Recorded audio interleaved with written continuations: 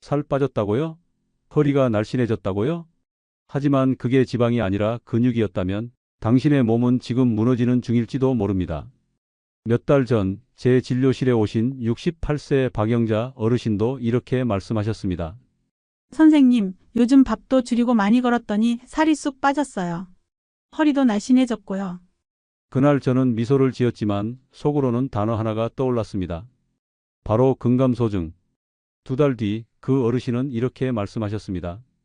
선생님 혼자 양말 신는 것도 힘들고 의자에서 일어날 때 무릎이 덜덜 떨려요. 그건 나이 때문이 아니라 몸을 지탱해 주던 근육이 사라졌기 때문이었습니다.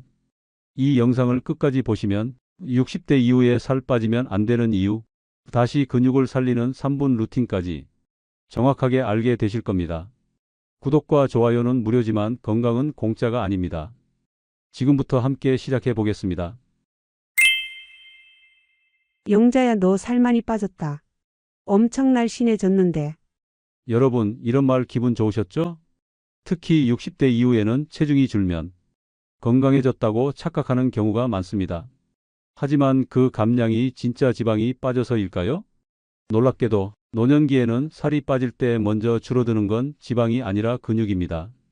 특히 허벅지와 엉덩이 근육은 조용히 그리고 빠르게 줄어듭니다. 서울대병원 연구에 따르면 65세 이상 노인의 체중이 5% 이상 감소했을 경우 사망 위험이 3.2배 증가했다고 합니다. 체중이 줄면 좋을 거라 생각했는데 오히려 건강이 빠르게 무너지는 신호였던 겁니다. 왜 그럴까요? 노년기의 체중 감소는 즉 수분과 근육 손실이기 때문입니다. 사람의 체중은 근육, 수분, 지방으로 구성됩니다. 나이가 들면 지방보다 수분과 근육이 먼저 빠지기 쉽습니다.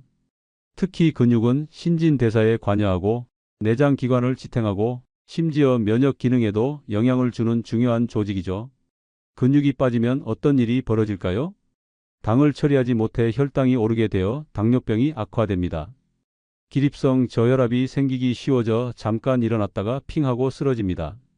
뼈를 지탱하던 하체 힘이 사라져 가벼운 미끄러짐에도 골절이 발생합니다.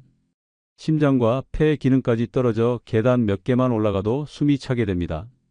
이 모든 것이 단순한 살 빠짐이라는 현상 아래 숨어 있는 무서운 결과들입니다. 근육이 줄면 수명이 줄어든다. 일본 도쿄 기초의학연구소에서는 65세 이상 어르신 1200명을 10년간 추적 관찰했습니다. 그리고 놀라운 결과를 발표했죠. 허벅지 근육이 감소한 그룹은 건강하게 사는 생존 기간이 평균 2.3년 짧아졌습니다. 반대로 근육량이 유지된 그룹은 단순히 오래 사는 게 아니라 움직일 수 있는 삶의 질이 훨씬 더 높았습니다. 그리고 또 하나, 살이 빠진 사람의 70%는 자신이 근육이 줄어드는 줄도 모른다는 사실입니다. 몸무게는 줄었지만 거울을 보면 그냥 살이 빠졌네라고만 생각하니까요. 하지만 실제로는 허벅지 둘레가 줄고 팔이 얇아지고 걸을 때 무릎에 힘이 빠지는 등 온몸이 조용히 휘청이고 있는 중인 겁니다. 근감소증이 찾아왔을 때 그 첫 번째 신호는 어디에서 올까요? 대부분의 사람들은 허벅지가 얇아지거나 배가 더 나오면서 근육이 줄었다고 생각합니다. 물론 그것도 맞는 말이지만 진짜 첫 신호는 손에서 옵니다. 손이 보내는 근육 경고 신호입니다. 다음과 같은 경험이 있으셨다면 이미 근육 손실이 시작된 것일 수 있습니다. 1. 물컵을 오래 들고 있으면 손목이 아프다. 2. 물병 뚜껑을 돌리는 힘이 예전 같지 않다. 3. 장바구니가 무겁게 느껴지고 한 손으로 들기 부담스럽다. 4. 손가락이 뻣뻣하거나 단추 채우기가 서툴러졌다. 5. 계란을 깰 때 손이 떨리거나 순간적으로 힘이 안 들어간다. 이런 증상들이 반복된다면 단순한 노화로 넘기지 마시고 근감소증 초기 신호로 받아들이셔야 합니다. 여러분, 악력, 즉 손아귀 힘은 단순히 손의 문제가 아니라 전신 근육량의 간접 지표라는 사실 알고 계셨나요?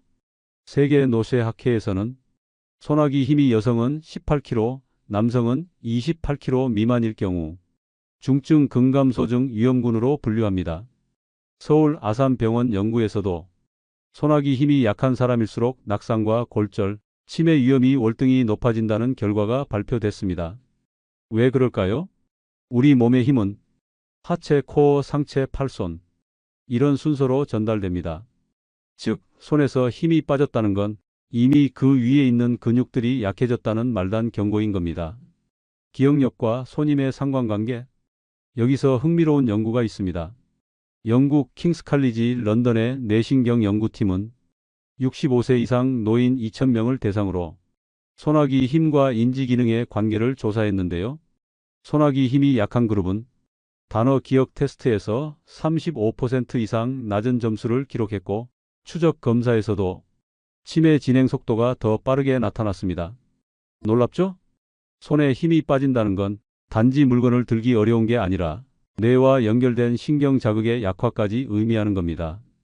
지금 집에서 스스로 테스트 해보세요. 첫 번째는 의자에서 일어나기 테스트입니다. 팔을 사용하지 않고 양손을 가슴에 모은 채 의자에서 일어서 보세요. 3초 이상 걸리거나 다리에 힘이 떨린다면 근감소증 가능성이 높습니다. 두 번째는 500ml 물병 들기 테스트입니다. 가득 찬 생수병을 한 손으로 10초간 들어보세요. 버티기 어렵거나 손이 떨리면 손 근력이 약해진 겁니다. 이런 간단한 동작만으로도 우리 몸이 보내는 근육 이상 신호를 파악할 수 있습니다. 무심코 지나쳤던 일상이 신호입니다.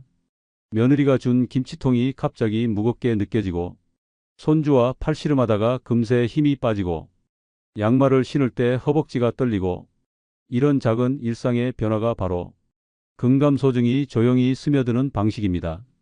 이제는 눈으로 보이는 근육만 보지 마시고 손과 허벅지가 보내는 감각의 변화를 놓치지 마세요.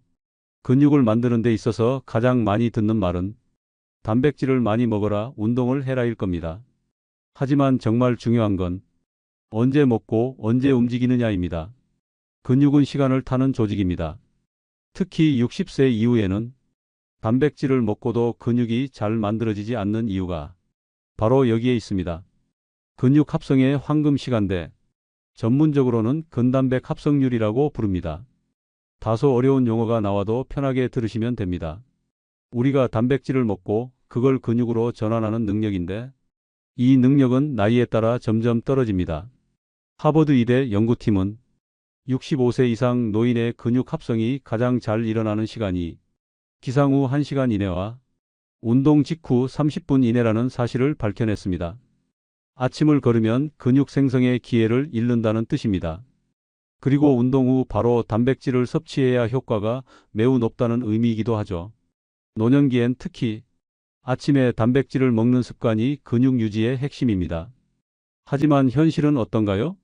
아침엔 밥보다는 커피 한 잔, 입맛 없다고 반찬 없이 죽만 먹기, 간단히 바나나, 식빵 한 조각, 이렇게 하루를 시작하면 밤새 떨어졌던 단백질 수준은 회복되지 못하고 오히려 근육 분해가 지속되는 상태가 됩니다. 단백질 섭취는 양도 중요하지만 언제 먹느냐는 그보다 더 중요합니다. 잘 때 빠지는 근육도 있습니다.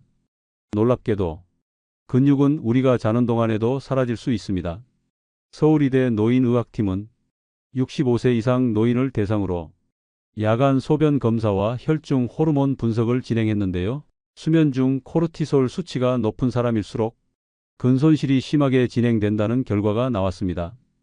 코르티솔은 스트레스 호르몬으로 밤에 수치가 높아지면 근육 단백질을 분해하는 작용을 합니다. 특히 아래에 해당되신다면 야간 근손실 가능성이 더 높습니다. 잦은 밤중 소변, 수면 무호흡, 깊은 잠 부족, 잠들기 전 과식, 베개 높이가 높거나 불편한 수면 환경입니다. 이런 분들을 위해 밤에도 근육이 빠지지 않도록 다음과 같은 야간 보호 루틴을 추천합니다. 첫 번째는 잠들기 1시간 전 따뜻한 물 한 잔을 마셔 수분 공급과 혈류 순환을 시킵니다. 두 번째는 가벼운 스트레칭 5분을 하되 특히 종아리, 허벅지, 어깨 관절 부위 위주로 합니다. 세 번째는 소화가 끝난 상태로 잠을 자야 합니다. 위에 음식이 남은 상태에서는 성장 호르몬이 잘 분비되지 않기 때문입니다. 네 번째는 저녁 식사에 단백질 포함하기입니다. 예를 들어 두부 반모, 계란 1개, 흰살 생선 1토막 등을 먹습니다. 이 네 가지만 실천해도 자는 동안 근육이 빠지는 것을 막는 데 큰 도움이 됩니다. 근육은 단백질만 먹는다고 생기지 않습니다. 단백질은 재료일 뿐이고 운동이라는 자극이 있어야 그 재료가 쓰이는 겁니다. 특히 하체를 쓰는 자극은 필수입니다. 허벅지 근육은 몸 전체 근육량의 약 40%를 차지하고 혈액순환, 균형 감각, 면역력까지 관여합니다. 하체를 움직이지 않으면 먹은 단백질도 근육이 아닌 지방으로 저장되거나 그대로 배출돼 버립니다. 그 나이에 운동이 무슨 소용이야? 이미 늙었는데 근육은 무슨? 이렇게 말하시는 분들 아직도 많습니다. 하지만 이제는 그렇게 말하면 안 됩니다. 지금은 근육이 남은 사람이 살아남는 시대입니다. 근육이 수명을 결정합니다. 일본 교토 대학은 70세 이상 노인 1,800명을 10년간 추적 조사했습니다. 그 결과는 놀라웠습니다. 근육량이 많은 그룹은 그렇지 않은 그룹보다 평균 수명이 3.6년 길었고 중증 치매 발생률이 32% 낮았습니다. 또한 서울 아산병원 자료에 따르면 노인 환자가 입원했을 때 근육량이 적은 환자일수록 회복 속도가 늦고 합병증 발생률이 높으며 퇴원 후 재입원율도 2배 이상 높았습니다. 근육은 움직이기 위해서만이 아니라 회복력과 생존력을 결정짓는 인자인 셈입니다. 근육은 단순히 몸의 힘만 담당하지 않습니다. 근육은 마이오카인이라는 물질을 분비하는데 이 성분이 뇌신경을 자극하고 치매를 막는 역할을 한다는 게 최근 노화생물학 분야에서 매우 주목받고 있습니다. 특히 허벅지 근육에서 나오는 마이오카인은 기억력과 집중력을 유지하는 데 핵심적인 작용을 한다고 밝혀졌죠. 실제로 서울대 의과대학 연구진은 근육량이 많은 고령층에서 우울감, 인지 저하, 뇌 위축 비율이 현저히 낮았다는 연구 결과를 발표했습니다. 암 환자도 근육이 예후를 좌우합니다. 미국 MD 앤더슨 암센터에서는 대장암과 폐암 환자 600명을 대상으로 근육량과 생존율을 비교했습니다.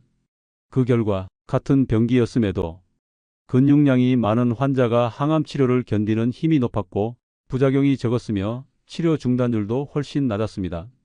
결국 치료 효과는 근육이 뒷받침해 주는 것. 이건 노년기 암 치료에 있어 굉장히 중요한 포인트입니다. 근육이 없으면 우울해집니다. 미국 노인의학회에서는 근육 감소와 우울감의 관계를 연구했는데요. 근육이 적은 고령자일수록 자존감이 낮고 사회적 고립감이 심하며 우울 증상이 2배 이상 높다는 결과가 나왔습니다.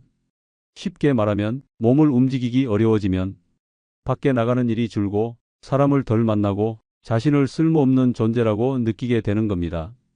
그게 바로 근육이 무너지면 몸만이 아니라 삶 전체가 작아지고 무너지는 과정입니다. 근육이 유지된 사람들의 공통점은 뭘까요? 1. 외출을 두려워하지 않습니다. 2. 넘어질까 불안해하지 않습니다. 3. 약을 덜 먹습니다. 4.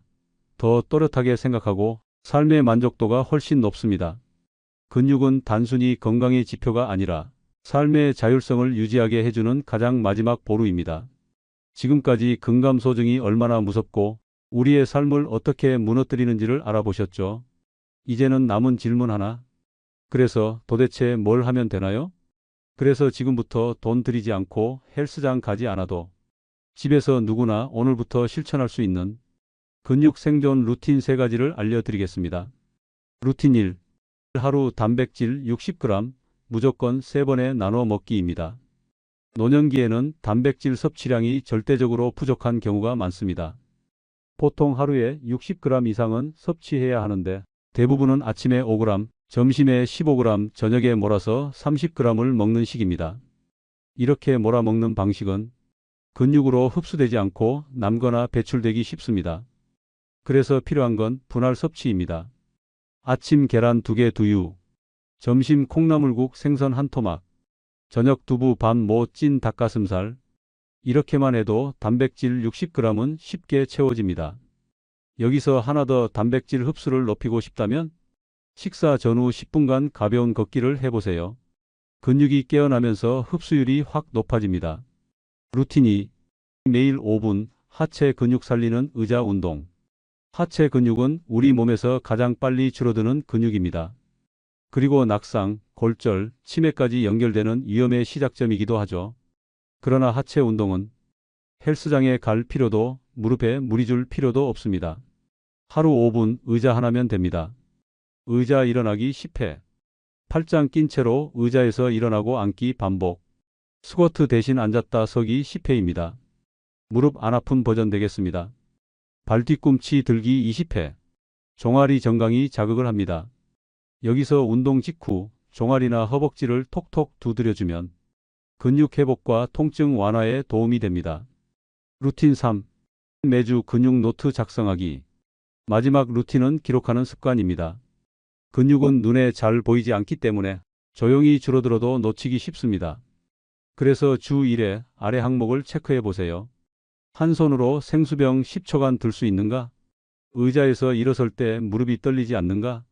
한 주 동안 30분 이상 걷거나 움직인 날은 몇 번인가? 허벅지 둘레가 지난달보다 줄진 않았는가? 이건 의사가 알려주는 것보다 훨씬 더 빠르고 정확한 자가진단입니다. 근육은 우리에게 달리기 위해서, 걷기 위해서 필요한 게 아닙니다. 자존감을 지키기 위해, 혼자서 살아가기 위해, 그리고 마지막까지 나답게 살기 위해 반드시 필요한 생존 에너지입니다. 지금 이 순간부터 당신의 손과 다리에 남은 근육은 앞으로 10년을 지켜줄 작은 병사들입니다. 그 병사들을 오늘부터 다시 키워보세요. 절대 늦지 않았습니다. 선생님, 제가 다시 걷게 될 줄 몰랐어요. 제가 진료실에서 가장 자주 듣는 말 중 하나입니다. 77세였던 박영순 어르신. 골다공증으로 다리가 휘고 무릎이 아파 의자에만 앉아 지내셨습니다. 혼자 양말을 신지 못하고 화장실 갈 때마다 자식의 손을 빌려야 했던 나날들. 그분은 말씀하셨죠. 죽을 만큼 아픈 건 아니에요. 그런데 사람들 시선이 더 힘들어요. 그래서 제가 알려드렸습니다. 매일 의자에서 5번만 일어나는 걸 목표로 삼아 보자고요. 생선 대신 두부를, 국 대신 나물 반찬을 먹자고요. 다리에 말 걸듯이, 무릎에 말을 시키듯이 하루 한 번 꼭 움직이자고요. 그렇게 4개월이 흘렀습니다. 그분은 어느 날 지팡이 없이 병원에 걸어오셨습니다. 똑바로, 천천히, 당당하게.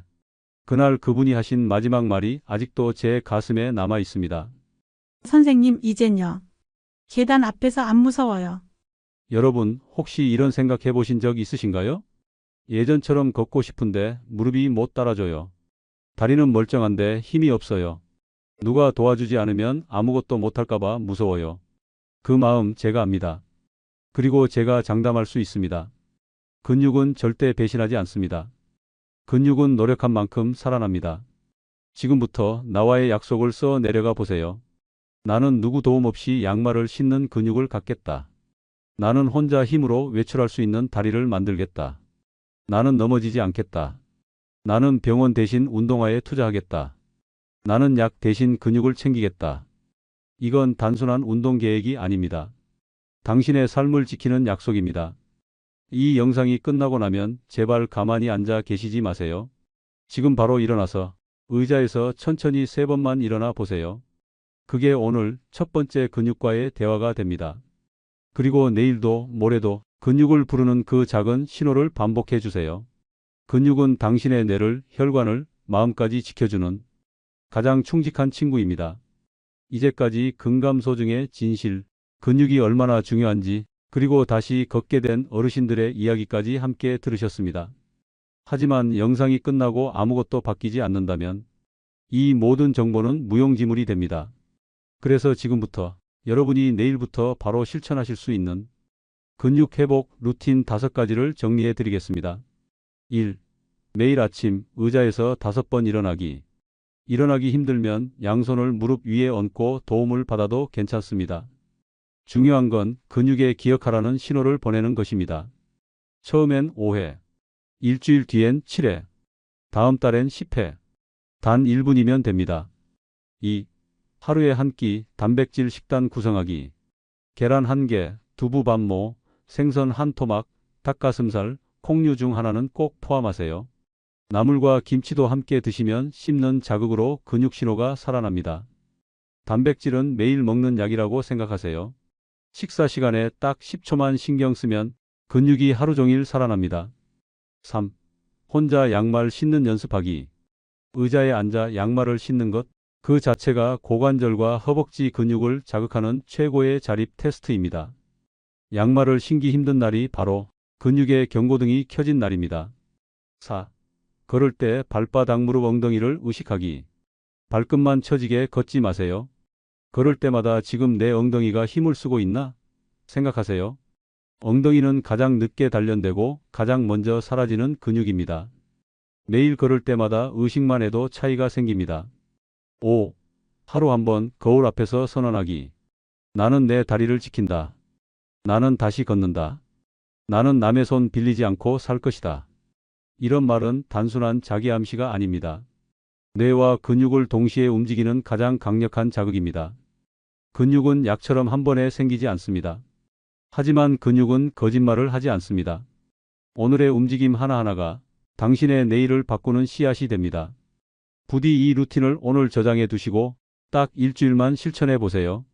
그리고 7일 뒤 몸이 어떻게 바뀌는지, 마음이 얼마나 가벼워지는지 꼭 직접 느껴보시길 바랍니다. 오늘 영상이 여러분께 힘이 되었길 바랍니다. 나는 다시 걷는다. 나는 다시 움직인다. 그 말이 당신의 하루가 되기를 진심으로 바랍니다. 지금까지 시청해 주셔서 고맙습니다.